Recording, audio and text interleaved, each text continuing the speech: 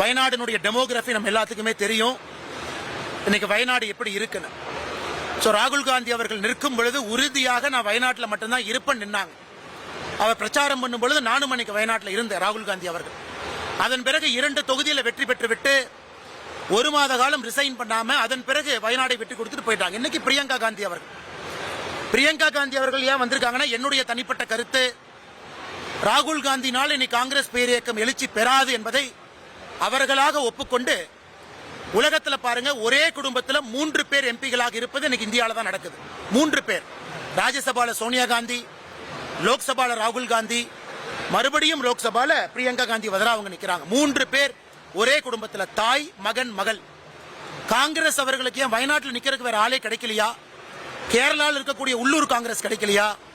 கேரளாவில் இருக்கக்கூடிய ஒரு பெண் காங்கிரஸ் தலைவர் கிடைக்கலையா? இதிலிருந்தே தெரிகிறது காங்கிரஸை பொறுத்தவரை ராகுல் காந்தியை தாண்டி அடுத்து யாரை கொண்டு வரலாம் என்பதற்கான தேர்தலாக தான் நான் தனிப்பட்ட முறையில் பார்க்கிறேங்க. இரண்டாவது, வயநாடை பொறுத்தவரை அங்கே பாரதிய ஜனதா கட்சி கடுமையாக போட்டியிட்டு இருந்தார்கள். இருந்தும் கம்யூனிஸ்டும் காங்கிரசும் ஒரு பக்கம் கூட்டணி, ஆனால் வயநாடை பொறுத்தவரை எதிரெதிராக மோதிக்கொண்டார்கள். இதை பொறுத்தவரை நமக்கு தெரியும் யூபிஏ கூட்டணி எந்த அளவுக்கு நிற்கும் என்பது வயநாடு தேர்தல் நம்ம பார்க்கிறோம். இன்னைக்கு மம்தா பானர்ஜி பிரச்சனை, ஆம் ஆத்மி பிரச்சனை. அதனால வயநாடு தேர்தலுடைய வெற்றி என்பது 2024 காங்கிரஸ் தலைமையிலான கூட்டணி என்பது அது உடைவதற்கு ஆரம்பம். வயநாடு கூட்டணியினுடைய காங்கிரசுடைய வெற்றி. இரண்டாவது, ஹரியானால மிக முக்கியமான வெற்றி பாரதிய ஜனதா கட்சி. ஆன்டி இன்குபன்சி ஃபேக்டர், முதலமைச்சரை மாத்திருக்கிறாங்க, ஜெயிக்கவே முடியாது. எக்ஸிட் போல் எல்லாம் காங்கிரஸை நோக்கி, ஆனாலும் பாரதிய ஜனதா கட்சி வெற்றி. மகாராஷ்டிரால பாரதிய ஜனதா கட்சி நின்ன இடத்துல 145 இடத்துல நின்னோம், 132 ஜெயிச்சிருக்கோம். இது இந்திய அரசியல்ல ஒரு கட்சி ஆட்சியில் இருந்து கிட்டத்தட்ட 90 விழுக்காடு ஸ்ட்ரைக் ரேஷியோ. எந்த அளவுக்கு மக்களுடைய ஆதரவு பாருங்க.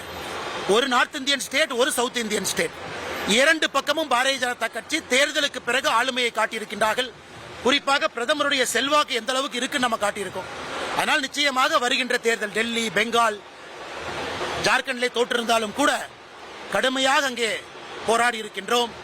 அதனால் ஜார்க்கண்ட்ல அடுத்த முறை எதிர்பார்த்திருந்தோம், வெற்றி கிடைக்கல. அதனால் அடுத்து வரக்கூடிய தேர்தலும் ஒரு பெரிய வெற்றி வரும் என்கிற நம்பிக்கை எங்களுக்கு இருக்கு.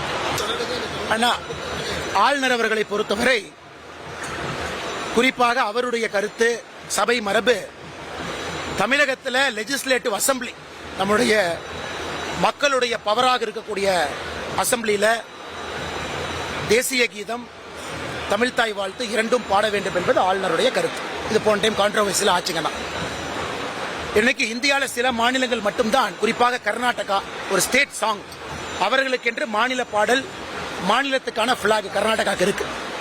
தமிழ்நாட்டில் தமிழ்தாய் வாழ்த்து நம்முடைய மாநிலத்தை உயர்த்தி காட்டுவதா இருக்குங்கன்னா, அதனால் ஆளுநர் அவர்களை பொறுத்தவரை தமிழ்தாய் வாழ்த்துக்கு எல்லா இடத்திலும் மரியாதை கொடுக்கறாங்க. பல இடத்துல அவரே தமிழ்தாய் வாழ்த்து பாடுறாங்க. முடிந்தவரை நம்முடைய தாய்மொழியை கற்றுக்கொண்டு அதற்கு மரியாதை கொடுக்கிற அளவுக்கு பாடுறாங்க.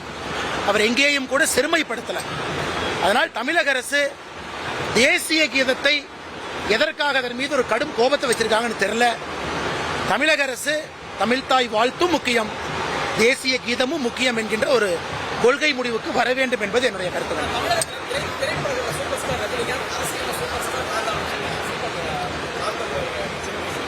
நான் சீமானன் கிட்ட பேசலிங்க, நான் பார்க்கல, அதனால எனக்கு தெரியாதுங்க. நான் சீமானன் அவருடைய அரசியலை சொல்றாங்க, அதனால மக்கள் பார்க்கறாங்க, ஓட்டு போடுறாங்க.